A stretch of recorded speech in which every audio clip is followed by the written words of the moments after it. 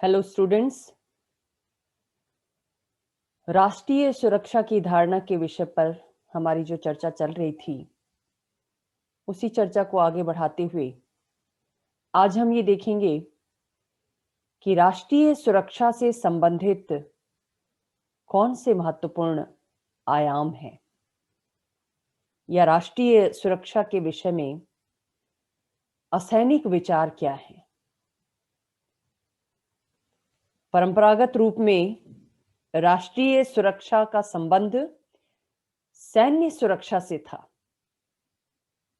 राष्ट्रीय सुरक्षा की धारणा सैन्य सुरक्षा की धारणा पर केंद्रित थी कि एक राष्ट्र की प्रादेशिक अखंडता का उल्लंघन नहीं होना चाहिए और एक राष्ट्र की रक्षा बाह्य आक्रमणकारी राज्य से की जानी चाहिए। लेकिन जैसा आपने देखा कि समय के साथ साथ राष्ट्रीय सुरक्षा के विचार में भी बदलाव आया है, उसमें व्यापकता आई है और आज ये विविध रूपों में हमारे सामने दिखाई देता है। आज केवल आक्रमण से बचाव ही राष्ट्रीय सुरक्षा का आयाम नहीं है, प्रादेशिक अखंडता की रक्षा ही इसका आयाम नहीं है, बल्कि राजनीतिक स्थिरता, सांस्कृतिक सुरक्षा या सांस्कृतिक सद्भाव, आर्थिक सुरक्षा, ऊर्जा संबंधी सुरक्षा और पर्यावरणीय सुरक्षा जैसे विषय भी इसके महत्वपूर्ण आयाम बन गए हैं। आज किसी भी देश के नागरिकों की रक्षा से तात्पर्य इस बात से ज्यादा है कि उन नागरिकों की खाद्य आवश्यकताओं की पूर्ति कितनी हो रही है, उनका स्वास्थ्य कैसा है, उन्हें अपनी आवश्यकताओं की पूर्ति के लिए जो ऊर्जा चाहिए वो ऊर्जा समुचित रूप में मिल पा रही है या नहीं मिल पा रही है, उस देश का पर्यावरण संरक्षित है या नहीं है, उस देश के विविध वर्ग, खासतौर से जो कमजोर वर्ग हैं, जो मार्जिनलाइज्ड क्लास हैं, महिलाएं, बच्चे, मजदूर, किसान, वो सुरक्षित हैं या नहीं सुरक्षित हैं। 2020 में कोविड-19 की महामारी के दौर में मानवीय जीवन की सुरक्षा यानी महामारियों से रक्षा राष्ट्रीय सुरक्षा का एक अद्यतन आयाम है, अद्यतन पक्ष है। तो हम देखेंगे कि राष्ट्रीय सुरक्षा जिसे हम कहते हैं, उस सुरक्षा के अंतर्गत किस किस तरह की सुरक्षा शामिल है, यानी राष्ट्रीय सुरक्षा के विविध पक्ष कौन कौन से हैं। तो सबसे पहला और पारंपरिक पक्ष जो राष्ट्रीय सुरक्षा की धारणा से जुड़ा रहा है, वो है राजनीतिक और प्रादेशिक सुरक्षा। प्रादेशिक सुरक्षा का मतलब होता है कि किसी देश की जो सीमाएं हैं, भौगोलिक सीमाएं, वो सुरक्षित रहें। आक्रमणकारी देश के द्वारा, पड़ोसी देश के द्वारा उस पर आक्रमण करके उसकी सीमाओं पर कब्जा ना जमा लिया जाए। इस बात का प्रबंध हर राज्य के द्वारा सेनाओं की व्यवस्था करके या दूसरे देशों के साथ सैनिक गुटबंदियां कायम करके, कूटनीतिक तरीकों का सहारा लेकर इस प्रादेशिक सुरक्षा को प्राप्त करने का प्रयत्न किया जाता है। आप देखते हैं कि जब चाइना ने भारत पर आक्रमण किया, तो अंतर्राष्ट्रीय जगत में भारत के जो मित्र राष्ट्र थे, जो सहयोगी राष्ट्र थे, उन्होंने उसको पूरी सहायता प्रदान की। तो सैनिक गुटबंदियां, संधि समझौते, वार्ता मध्यस्थता, ये सब तरीके हैं, कूटनीतिक तरीके हैं, जिनके माध्यम से एक राष्ट्र अपनी प्रादेशिक सीमाओं की रक्षा करने में सफल हो पाता है। इसके साथ जुड़ी है राजनीतिक सुरक्षा। राजनीतिक सुरक्षा का मतलब है कि किसी राज्य की संप्रभुता पर आक्रमण नहीं होना चाहिए। राज्य की संप्रभुता का मतलब है कि राज्य के विषय में निर्णय लेने का सर्वोच्च अधिकार उस राज्य की सरकार के पास हो। ऐसा नहीं होना चाहिए कि सरकार निर्णय तो लेती है, लेकिन निर्णय किसी के दबाव में ले रही है, किसी बाहरी देश के दबाव में ले रही है, या किसी देश की या किसी गैर राज्य अभिकर्ता की धमकी के अंतर्गत ले रही है। अगर ऐसा होता है तो इसका मतलब है कि उस राज्य की राजनीतिक सुरक्षा खतरे में है और इस खतरे को दूर किया जाना उसके अस्तित्व के लिए जरूरी हो जाता है। आमतौर पर हम देखते हैं कि जो शक्तिशाली राष्ट्र हैं, जो बड़े राष्ट्र हैं, वो अपनी शक्ति के प्रदर्शन के लिहाज से या अपनी शक्ति में वृद्धि करने के लिहाज से छोटे देशों पर आक्रमण की नीति अपनाते हैं, या आक्रमण नहीं किया तो कम से कम उसकी सरकार को धमकी देते हैं कि हमारी इच्छा अनुसार कार्य करो, हमारे द्वारा जो निर्देश दिए जा रहे हैं उसके अनुसार कार्य करो। इस तरह की धमकी अगर दी जाती है या सरकार इस तरह की धमकी के अधीन होकर कार्य करती है, इस तरह के विदेशी हस्तक्षेप के अधीन होकर कार्य करती है, तो वो राज्य राजनीतिक रूप से सुरक्षित नहीं है। कई बार ऐसा होता है कि विदेशी सरकार के द्वारा, विदेशी राज्य के द्वारा किसी राज्य में जो विद्रोही गुट होते हैं, हर राज्य में कोई ना कोई वर्ग ऐसा होता है जो राज्य की नीतियों से असंतुष्ट अनुभव करता है स्वयं को, और ऐसी स्थिति में इस विद्रोही गुट को टारगेट बनाया जाता है विदेशी राज्यों के द्वारा। वो उस विद्रोही गुट को सहायता प्रदान करते हैं, अस्त्र शस्त्रों की सहायता, आर्थिक सहायता, ताकि वो राज्य में अस्थिरता का माहौल बनाए रख सके। तो विद्रोही समूह को समर्थन दिए जाने के रूप में भी हो सकता है कि कोई विदेशी राज्य किसी राज्य की राजनीतिक सुरक्षा को संकट में डालने का प्रयास करे, और विद्रोही गुट का ये समर्थन इस रूप में भी हो सकता है, इस रूप में भी प्रभावी हो सकता है कि वो विद्रोही गुट इस स्थिति में आ जाए कि वो उस देश की सरकार का तख्ता ही पलट दे। जो कानूनी रूप से चुनी हुई या बनाई हुई सरकार है, उसको पलटकर शासन सत्ता पर अपना कब्जा जमा ले, जैसा अक्सर विभिन्न विकासशील देशों में आपने देखा है होता रहा है। तो अगर ऐसी स्थितियां बनती हैं तो इसका मतलब है कि उस देश की, उस राज्य की राजनीतिक और प्रादेशिक सुरक्षा संकट में है। तो ये है राष्ट्रीय सुरक्षा का राजनीतिक आयाम, जो राजनीतिक सुरक्षा से जुड़ा हुआ है, संप्रभुता की सुरक्षा से संबद्ध है। राष्ट्रीय सुरक्षा का दूसरा पक्ष है आर्थिक सुरक्षा। यानी एक राष्ट्र अगर राजनीतिक रूप से सुरक्षित है, उस देश की सरकार स्वतंत्रता पूर्वक निर्णय लेने में सक्षम है, किसी बाह्य दबाव के अधीन कार्य नहीं करती, उसकी सीमाएं सुरक्षित हैं,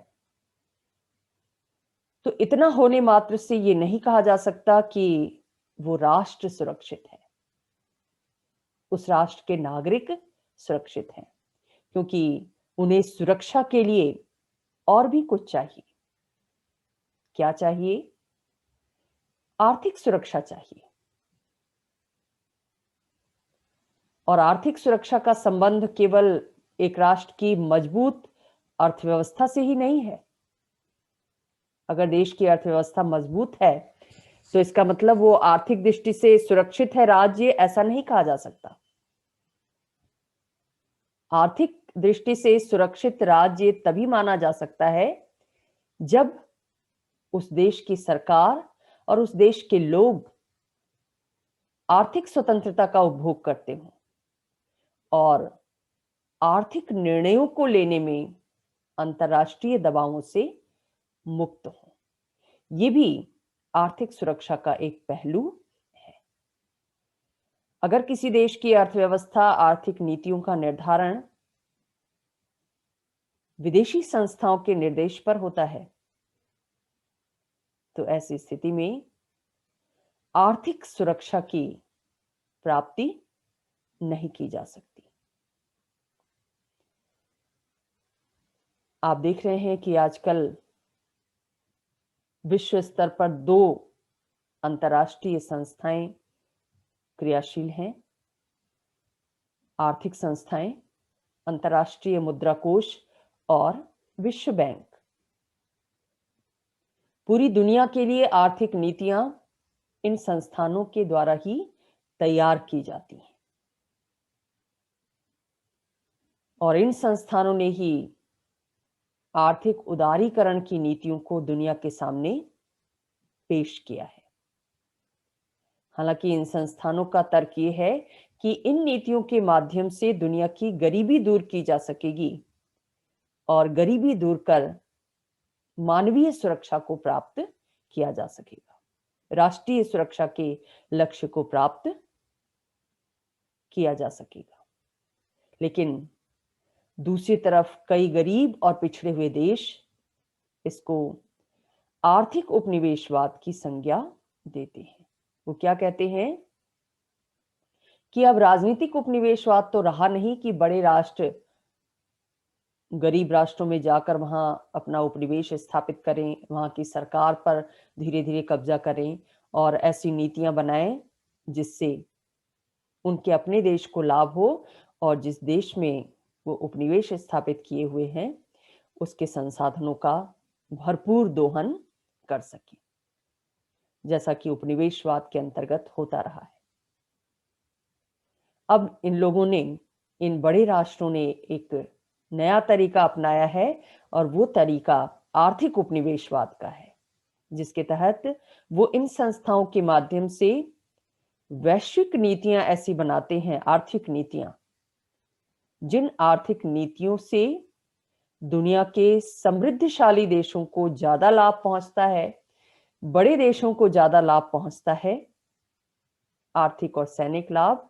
दूसरी तरफ जो छोटे देश हैं, जो पिछड़े हुए देश हैं, जो गरीब देश हैं, उनको लाभ तो पहुंचता है लेकिन वो लाभ उनके समाज के किसी खास वर्ग तक ही सीमित रह जाता है। यानी इन समाजों के, इन देशों के सभी वर्ग आर्थिक दृष्टि से सुरक्षित नहीं हो पाते। तो आर्थिक सुरक्षा भी राष्ट्रीय सुरक्षा का एक अहम पहलू बन गया है आज के दौर में। राष्ट्रीय सुरक्षा का एक अन्य महत्वपूर्ण पहलू है ऊर्जा और प्राकृतिक संसाधनों से संबंधित सुरक्षा। इसका मतलब यह है कि एक राष्ट्र के निवासियों को अपने भू क्षेत्र में मौजूद प्राकृतिक संसाधनों और ऊर्जा के स्रोतों जैसे प्राकृतिक गैस, पेट्रोलियम, पानी और अन्य खनिज पदार्थों के प्रयोग की स्वतंत्रता होनी चाहिए और इन प्राकृतिक संसाधनों में किसी अन्य राष्ट्र को सैनिक या राजनीतिक दृष्टि से हस्तक्षेप नहीं करना चाहिए। हम देखते हैं कि अमेरिका जैसे देश की दिलचस्पी मध्य पूर्व में इसलिए होती है क्योंकि उसकी नजर वहां मौजूद अकूत पेट्रोलियम भंडार पर है, तेल के कुओं पर है। इसलिए वो वहां पर राजनीतिक हस्तक्षेप करता रहा है और सैनिक हस्तक्षेप भी करता रहा है।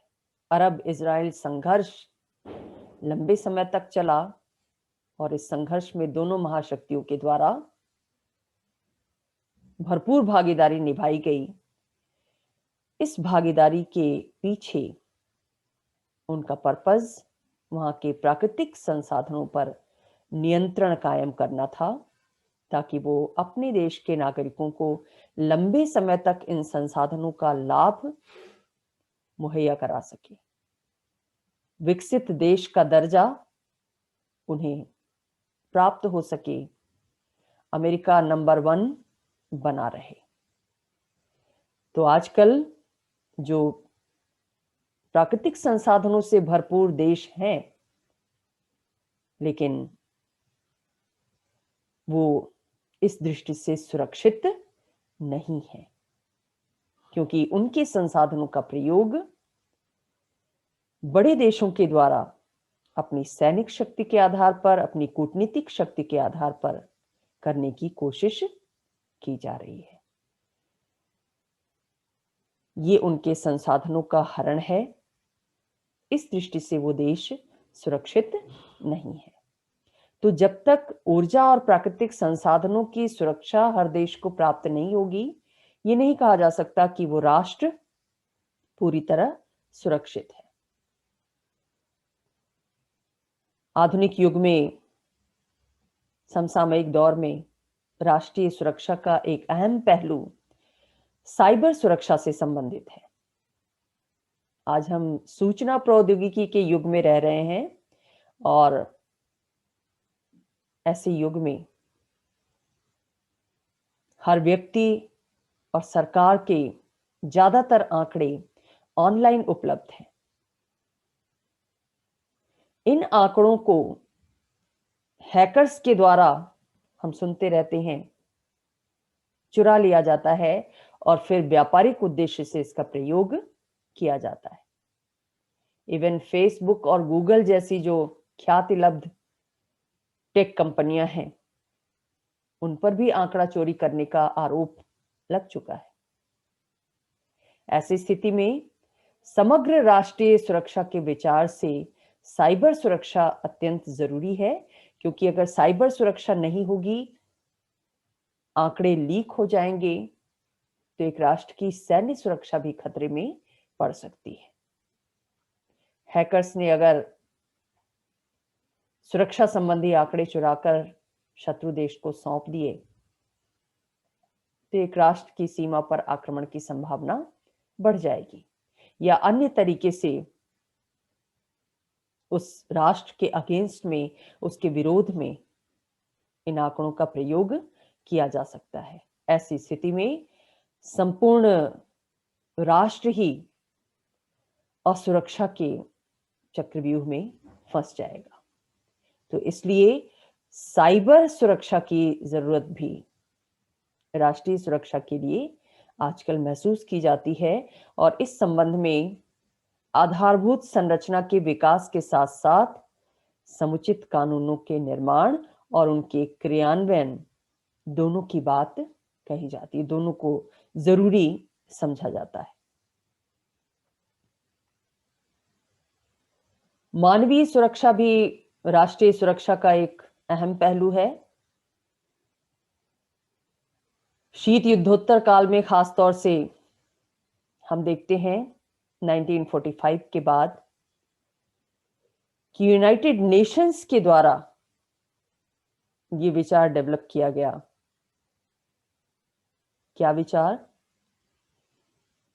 कि किसी भी देश में लोगों को भूख से, बीमारी से और किसी भी तरह के दबाव से मुक्त किया जाना चाहिए, यानी उन्हें मानवीय सुरक्षा उपलब्ध कराई जानी चाहिए।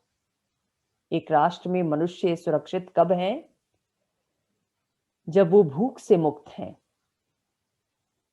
यानी जहां पर भूखमरी नहीं है, लोग भूख के कारण नहीं मर रहे हैं, जहां के लोग कुपोषण का शिकार नहीं है, बीमारियों से ग्रस्त नहीं है, और जहां के लोग किसी भी वर्ग, शक्तिशाली वर्ग या शक्तिशाली राष्ट्र के दबाव के तहत जीवन नहीं जी रहे हैं।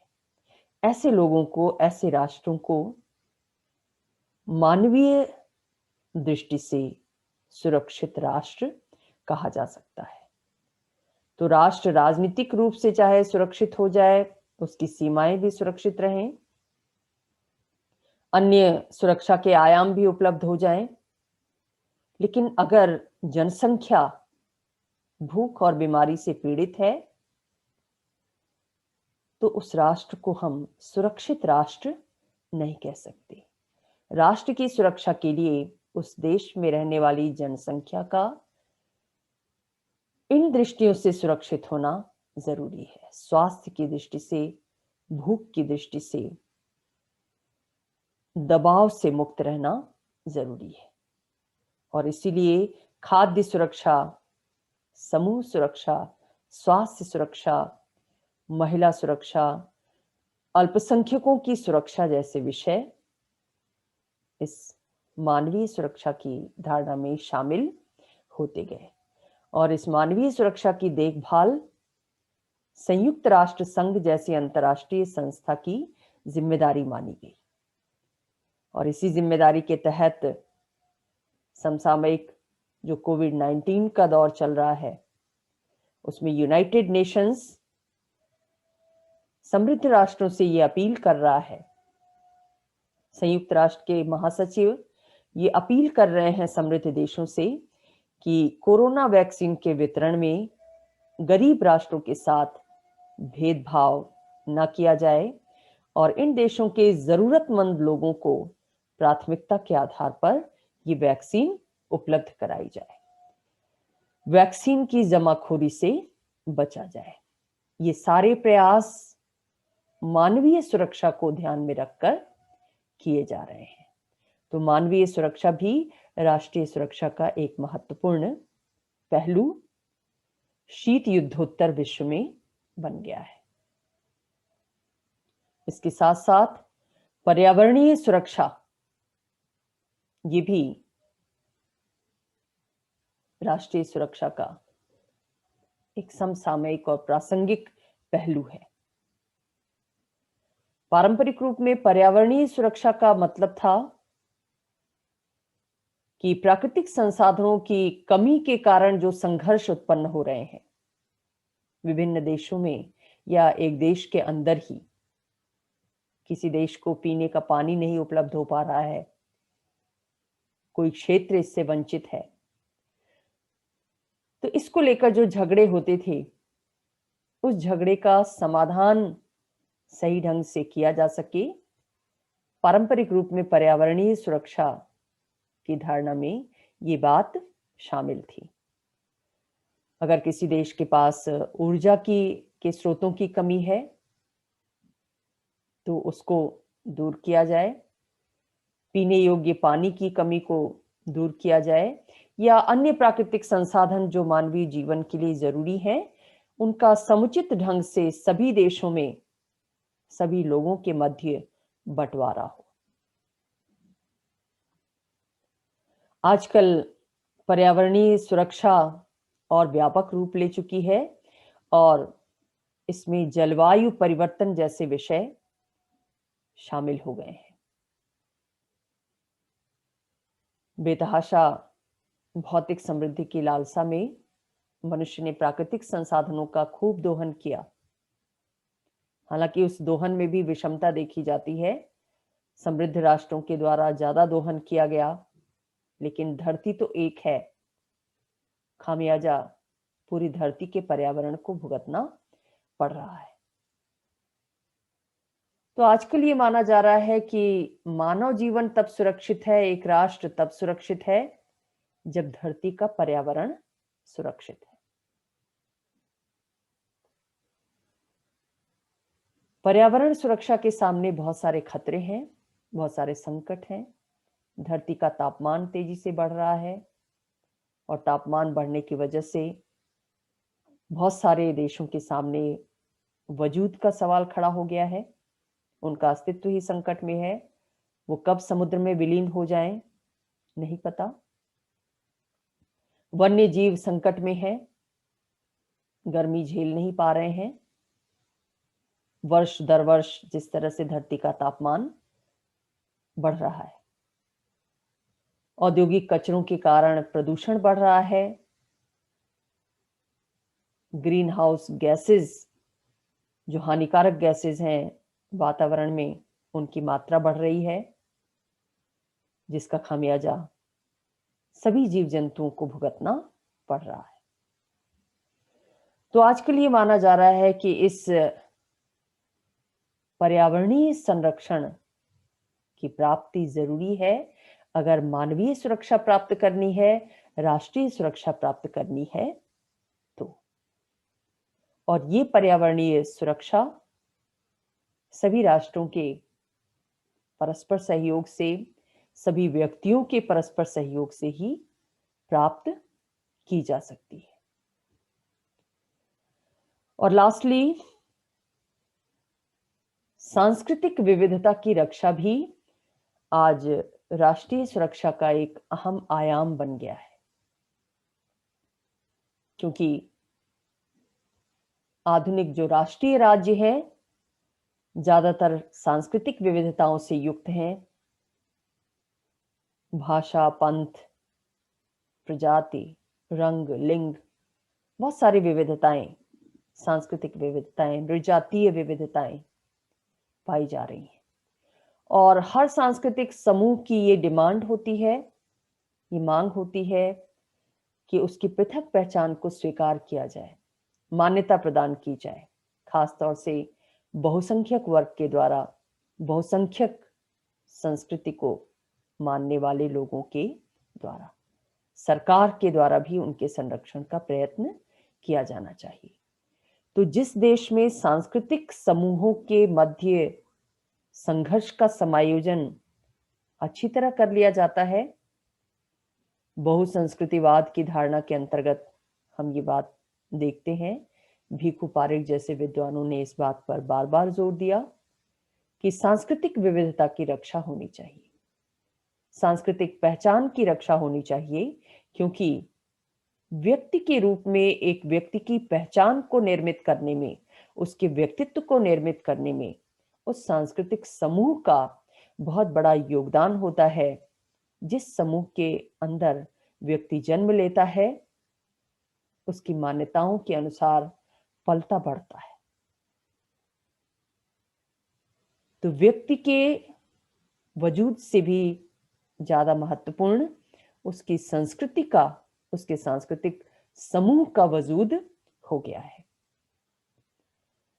तो सांस्कृतिक दृष्टि से अगर राष्ट्र सुरक्षित है, यानी विभिन्न समूहों के मध्य जो संघर्ष होते हैं उस संघर्ष का समाधान न्यायोचित ढंग से कर लिया जाता है, तो ही राष्ट्रीय सुरक्षा के लक्ष्य को प्राप्त किया जा सकता है। उसी राष्ट्र को हम सुरक्षित कह सकते हैं। अदरवाइज जहां ये संघर्ष समायोजित नहीं हो पाते वहां हम गृह युद्धों की स्थिति देखते हैं, विभिन्न वर्गों के मध्य संघर्ष की स्थिति, सतत संघर्ष की स्थिति देखते हैं। और इन संघर्षों के कारण राष्ट्र की राजनीतिक सुरक्षा भी कई बार संकट में पड़ जाती है, उसको एक चुनौती मिलती है, जिस चुनौती का सामना करना उसके लिए बहुत मुश्किल हो जाता है। तो राष्ट्रीय सुरक्षा का ये एक समसामयिक आधुनिक पक्ष है। तो इस तरह से आज राष्ट्रीय सुरक्षा की धारणा केवल सैनिक सुरक्षा, राजनीतिक सुरक्षा या प्रादेशिक अखंडता की रक्षा तक सीमित नहीं है, बल्कि इसमें और भी बहुत सारे आयाम शामिल हो चुके हैं। अब हम देखेंगे कि राष्ट्रीय सुरक्षा के सामने खतरे क्या हैं, चुनौतियां क्या हैं। शीत युद्ध के बाद के विश्व में हम देखते हैं कि राष्ट्रीय सुरक्षा की धारणा जैसे जैसे व्यापक होती गई है, वैसे वैसे राष्ट्रीय सुरक्षा के सामने खतरे भी बढ़ते गए हैं। कई नए तरह के खतरे आए हैं, नए तरह के संकट का सामना करना पड़ रहा है, नई चुनौतियों को झेलना पड़ रहा है राष्ट्रों को। तो राष्ट्रीय सुरक्षा के सामने जो चुनौतियां आज हैं, उन चुनौतियों को हम सुविधा की दृष्टि से 2 भागों में बांट सकते हैं। एक सैनिक चुनौतियां और दूसरा असैनिक चुनौतियां। सैनिक चुनौतियों में एक बड़ी चुनौती परंपरागत हथियारों की मौजूदगी है। शीत युद्ध के बाद के दौर में हम देखते हैं कि दुनिया के बहुत सारे राष्ट्रों में आंतरिक संघर्ष की स्थिति बनी हुई है। विभिन्न वर्गों के मध्य, विभिन्न समूहों के मध्य, विभिन्न नृजातीय समूहों के मध्य, असंतुष्ट समूहों के मध्य। और इन आंतरिक संघर्षों में, इनको बढ़ाने में इन पारंपरिक हथियारों का बहुत बड़ा रोल है, क्योंकि जो पारंपरिक हथियार हैं वो हल्की प्रकृति के होते हैं और इन हल्के हथियारों को बच्चों के हाथों में दिया जा सकता है, नवयुवकों के हाथों में दिया जा सकता है। इनका इस्तेमाल करना आसान होता है और बहुत से देशों में तो हम ये देखते हैं कि व्यक्तिगत सुरक्षा की दृष्टि से भी इन हथियारों को रखना और उनका उपयोग करना प्रतिबंधित नहीं है। आप आए दिन खबरें सुनते हैं कि अमेरिका जैसे देश में स्कूली बच्चे के द्वारा स्कूल में गोली चलाई गई। इसकी वजह यह है कि छोटे छोटे हल्के हल्के हथियारों को व्यक्तिगत सुरक्षा की दृष्टि से रखना वहां कानूनी रूप से मान्य किया गया है। तो इन हथियारों की मौजूदगी कभी भी राष्ट्रीय सुरक्षा के लिए खतरा बन सकती है, क्योंकि ये हथियार अमूमन सर्वसुलभ हो जाते हैं। ये भी एक फैक्ट है कि दुनिया में जितने भी ये पारंपरिक हथियार हैं, इन हथियारों का जो व्यापार है, उनमें 40 से 60% तक का जो भाग है वो अवैध है। अवैध हथियारों की उपस्थिति है, गैर कानूनी तरीके से एक देश से दूसरे देश में ले जाए जाते हैं, इनका इस्तेमाल किया जाता है। तो इनके मद्देनजर राष्ट्रीय सुरक्षा के जो प्रयास हैं वो कठिन से कठिनतर होते जा रहे हैं। हालांकि निशस्त्रीकरण के प्रयास किए जाते हैं विभिन्न राष्ट्रों के द्वारा, लेकिन निशस्त्रीकरण के प्रयासों में ज्यादातर बड़े और विनाशकारी हथियारों पर पाबंदी की बात कही जाती है।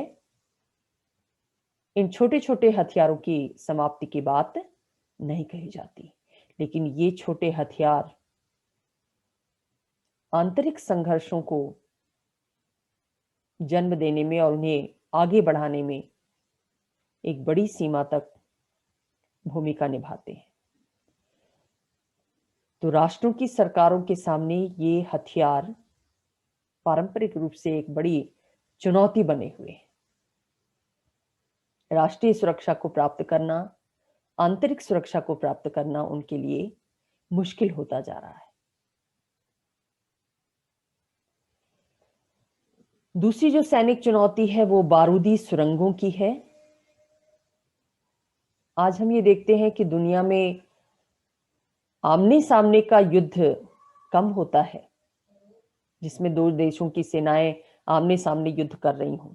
ऐसा युद्ध कम सुनाई देता है। उसके स्थान पर छापामार युद्ध ज्यादा प्रचलित हुआ है, जिसमें विरोधी पक्ष आमने सामने की लड़ाई ना करके छुप छुप कर लड़ाई करते हैं और इस छिपे तौर की लड़ाई में बारूदी सुरंगों का प्रयोग किया जाता है। सुरंगों के अंदर बारूद बिछा दिया जाता है और इसमें विस्फोट करके हर वर्ष हजारों लोगों की जान ली जाती है, जिसमें ज्यादातर बच्चे, स्त्रियां और बूढ़े लोग होते हैं। इन लोगों को या तो अपंग कर दिया जाता है या इन्हें जान से ही हाथ धोना पड़ता है। जितने भी अशांत क्षेत्र रहे हैं दुनिया के, चाहे वो अफगानिस्तान जैसा देश हो, कांगो हो, इथियोपिया हो, कोसोवो, दक्षिणी लेबनान हो, सूडान हो, पूर्व यूगोस्लाविया हो। ये सभी देश इन बारूदी सुरंगों के कारण सबसे ज्यादा दुष्प्रभावित रहे हैं। तो ये पारंपरिक सैनिक चुनौती है राष्ट्रीय सुरक्षा के समक्ष। तीसरी बड़ी सैनिक चुनौती राष्ट्रीय सुरक्षा के समक्ष है, वो है आणविक शस्त्रों की मौजूदगी। सेकेंड वर्ल्ड वॉर के बाद हमने देखा कि दुनिया की दो बड़ी महाशक्तियों सोवियत संघ और संयुक्त राज्य अमेरिका, इनके मध्य शक्ति प्रदर्शन की होड़ शुरू हुई। कौन ज्यादा बड़ा है, किसके पास ज्यादा शक्ति है, किसकी विचारधारा ज्यादा प्रभावी है दुनिया में, इसको लेकर इन दोनों महाशक्तियों के मध्य एक प्रतिद्वंदिता शुरू हुई, जो प्रतिद्वंदिता हमें शीत युद्ध के रूप में दिखाई देती है। और इसी प्रतिद्वंदिता के अंतर्गत इन दोनों महाशक्तियों ने आणविक अस्त्रों का आविष्कार किया। इसका आविष्कार सबसे पहले अमेरिका ने किया और इसका प्रयोग भी उसी के द्वारा किया गया सेकेंड वर्ल्ड वॉर के दौरान, जब हिरोशिमा और नागासाकी जैसे शहरों पर बम्बार्डिंग की गई अमेरिका के द्वारा। 1949 में सोवियत संघ ने भी परमाणु परीक्षण करके अमेरिका के वर्चस्व को चुनौती दी और उसके बाद तो दुनिया के विभिन्न राष्ट्रों में इन परमाणु हथियारों को प्राप्त करने की एक नई होड़ सी शुरू हो गई। और आज हम देखते हैं कि अमेरिका, रूस, फ्रांस, ब्रिटेन, चीन, भारत, पाकिस्तान और उत्तरी कोरिया जैसे देशों ने सफल परमाणु परीक्षण कर लिया है और बहुतों के पास परमाणु अस्त्र मौजूद है। ये अस्त्र आज सुरक्षा के लिए एक बहुत बड़ी चुनौती है, क्योंकि परमाणु शस्त्रों का प्रयोग करके जो युद्ध लड़ा जाता है उसमें विजय का दावा कोई भी पक्ष नहीं कर सकता। आप देख चुके हैं कि सेकेंड वर्ल्ड वॉर में यद्यपि मित्र राष्ट्र विजयी हुए थे, लेकिन उनको भी बहुत ज्यादा जनधन की हानि उठानी पड़ी थी। और ये परमाणु युद्ध तो ऐसे हैं कि किसी भी राष्ट्र की सनक समूची दुनिया को कुछ ही क्षणों में नष्ट कर सकती है। न्यूट्रॉन बम परमाणु बम का एक नया विकास है।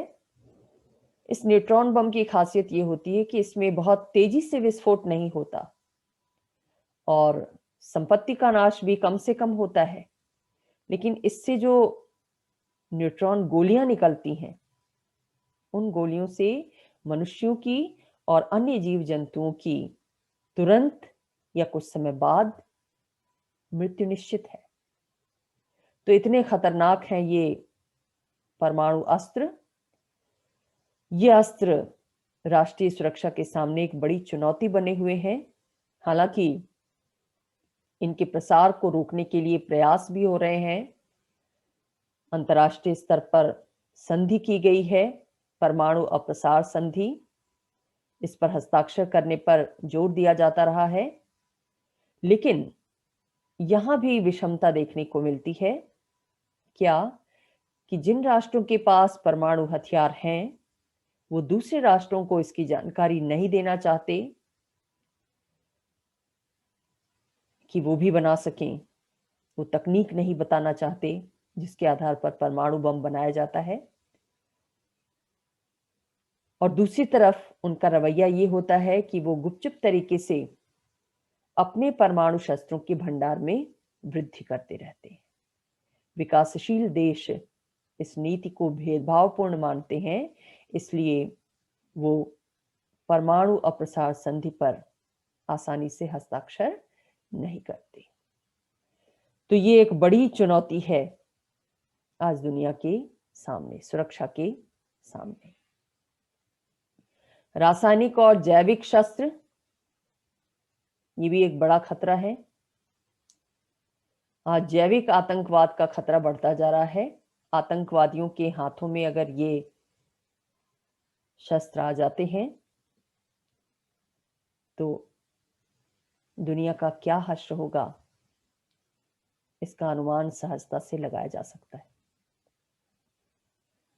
एंथ्रेक्स की अगर थोड़ी सी मात्रा एक छोटे से लिफाफे में बंद करके किसी देश की धरती पर छोड़ दिया जाए तो ऐसी महामारी फैल सकती है जिसका उपचार संभव नहीं है। समसामयिक जो कोविड-19 का संकट चल रहा है, इस संकट को भी कई विश्लेषकों ने जैविक हथियार की संभावना के रूप में देखा है कि ये जैविक हथियार है जिसे चाइना की लैब में तैयार किया गया। कोविड-19 ने दुनिया को रोक दिया, ये आपके सामने है। लाखों लोगों को जान से हाथ धोना पड़ा, ये भी आपके समक्ष है। तो ये कितना बड़ा खतरा है, इसका अनुमान आप आसानी से लगा सकते हैं। राष्ट्रों की सुरक्षा के लिए मानवीय सुरक्षा की दृष्टि से ये एक बड़ी चुनौती है। आज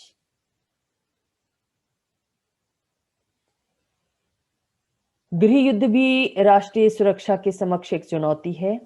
आप देख चुके हैं कि बहुत से देशों में कई आंतरिक समूह अपनी मांगों को लेकर संघर्षरत हैं। सरकार के साथ उनका संघर्ष चलता है। अपने ही देश में माओवादियों को ले लीजिए, असंतुष्ट माओवादी अफगानिस्तान, अंगोला, युगोस्लाविया, केंद्रीय अफ्रीकी गणराज्य, Georgia, Haiti, Siberia, Rwanda, Somalia, Sudan, Tajikistan, फहरिस्त लंबी है इन देशों की जो आंतरिक संघर्षों से पीड़ित हैं, गृह युद्ध से पीड़ित हैं। और इन गृह युद्धों की स्थिति में मानवीय सुरक्षा को हर पल खतरा अनुभव करना पड़ता है, क्योंकि गृह युद्धों में संघर्षकारियों के द्वारा जो नीतियां अपनाई जाती हैं, जो तरीके अपनाए जाते हैं संघर्ष के, वो न केवल अमानवीय हैं बल्कि घृणित भी हैं।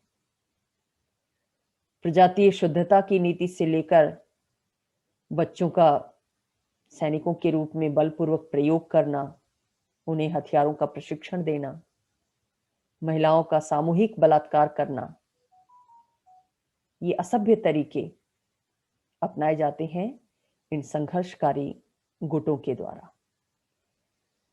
और ये गृह युद्ध दिनों दिन जटिल भी बनते जा रहे हैं, क्योंकि भले ही उनकी जड़ें आंतरिक हो सकती हैं, आंतरिक असंतोष के कारण कोई गुट या कोई समूह हिंसक हो सकता है, लेकिन सीमावर्ती राज्यों के द्वारा जब इन विद्रोही गुटों को सहायता और समर्थन दिया जाता है तो ये गृह युद्ध और भी ज्यादा पेचीदा बन जाते हैं। एक अनुमान के अनुसार दुनिया के विभिन्न देशों में गृह युद्ध से मरने वालों की संख्या 95% है।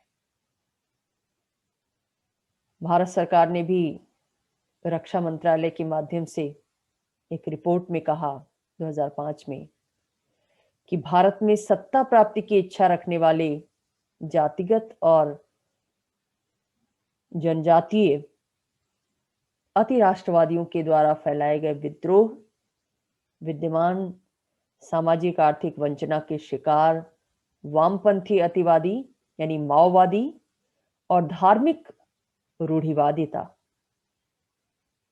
जातीय संघर्ष, इन सब से प्रेरित सांप्रदायिक संघर्ष ऐसे संघर्ष हैं जो भारत सरकार के लिए एक खतरा बने हुए हैं। ऐसी स्थिति में राष्ट्र राज्य की सुरक्षा की समस्या मानवीय सुरक्षा की समस्या में परिवर्तित हो गई है। राष्ट्रों के लिए एक चुनौतीपूर्ण स्थिति बन गई है कि वो कैसे इन विद्रोही गुटों से निपटें, कैसे इनके संघर्षों का समाधान करें ताकि राष्ट्र के अन्य नागरिक सुरक्षित रह सके हर दृष्टि से। तो अब केवल सीमा पर आक्रमण करने वाले राष्ट्र से ही खतरा नहीं है, बल्कि देश के अंदर भी बहुत सारे हिंसक गुटों का उदय विभिन्न देशों में हुआ है, जिनकी वजह से भी राष्ट्र की सुरक्षा खतरे में है, लोगों की सुरक्षा खतरे में है। आतंकवाद ये भी एक सैनिक खतरा है राष्ट्रों की सुरक्षा के सामने। खासतौर से 11 सितंबर 2001 की घटना के बाद आतंकवाद विश्वव्यापी हो गया। जब आतंकवादियों ने अमेरिका के वर्ल्ड ट्रेड सेंटर और पेंटागन पर हवाई हमला किया, आज हम देखते हैं कि दुनिया के लगभग सभी देश इस आतंकवाद से पीड़ित हैं, क्योंकि आतंकवादियों का कोई धर्म नहीं होता, कोई देश नहीं होता। उनका एक ही धर्म है, हिंसा। और इनकी हिंसा के कारण दुनिया के बहुत से निर्दोष लोगों को असमय ही अपने जान से हाथ धोना पड़ता है, भय के साए में रहना पड़ता है। आज ये माना जा रहा है कि तृतीय विश्व युद्ध के रूप में मान्य शीत युद्ध के बाद अंतर्राष्ट्रीय आतंकवाद के कारण दुनिया चौथे विश्व युद्ध की राह पर है। यानी आतंक जनित युद्ध जो दुनिया में चल रहा है, जिसकी चपेट में दक्षिण पूर्व एशिया, यूरोप, ब्रिटेन, अमेरिका सभी देश हैं, इसके कारण दुनिया चौथे विश्व युद्ध को झेल रही है या उसकी राह पर है। अगर ये जारी रहा तो वो दिन दूर नहीं जब दुनिया को एक चौथे विनाशकारी युद्ध का सामना करना पड़ेगा। अल-कायदा और इस्लामिक उग्रवाद अब दुनिया की सबसे बड़ी महाशक्ति अमेरिका को चुनौती दे रहे हैं। तो ये थे वो सैनिक खतरे जो आज राष्ट्रों को सुरक्षा की दृष्टि से भारी पड़ रहे हैं। राष्ट्रों को इन चुनौतियों का सामना करना पड़ रहा है राष्ट्रीय सुरक्षा की दृष्टि से। तो अब हम अगली क्लास में देखेंगे कि असैनिक चुनौतियां कौन सी हैं राष्ट्रीय सुरक्षा के समक्ष।